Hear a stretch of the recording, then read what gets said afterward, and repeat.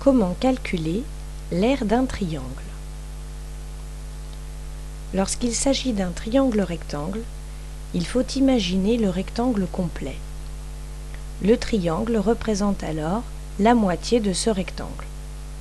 On va donc commencer par calculer l'aire du rectangle complet en utilisant la formule que tu connais, longueur multipliée par largeur. On obtient ici 28 cm². Comme le triangle représente la moitié du rectangle, il faut diviser cette mesure par 2. L'aire de ce triangle est donc 14 cm². La formule pour calculer l'aire d'un triangle rectangle, c'est longueur du rectangle multipliée par largeur du rectangle divisé par 2. Lorsqu'il s'agit d'un autre type de triangle, par exemple ici un triangle quelconque, on procède à peu près de la même manière. On imagine d'abord le rectangle complet. On trace ensuite la hauteur du triangle. Je te rappelle que la hauteur est un segment qui part d'un sommet et qui est perpendiculaire au côté opposé. Cette hauteur va nous permettre de déterminer deux rectangles différents. Voici le premier.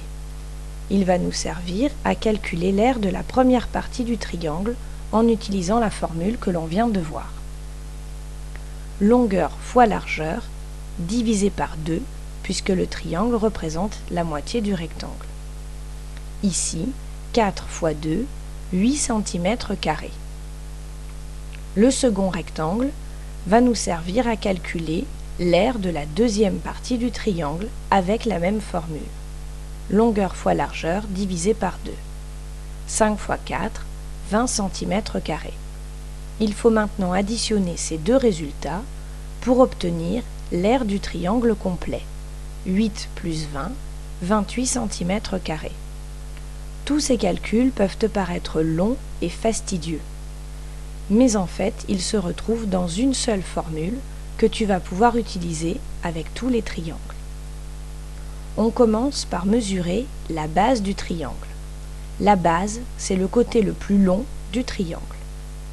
On trace ensuite la hauteur et on la mesure. On applique alors la formule base fois hauteur divisé par 2. Résumons. Pour calculer l'aire d'un triangle rectangle, on multiplie entre eux les deux côtés de l'angle droit et on les divise par 2.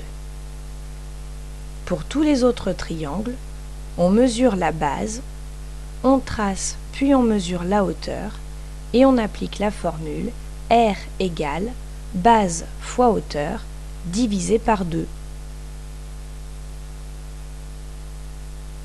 À demain en classe.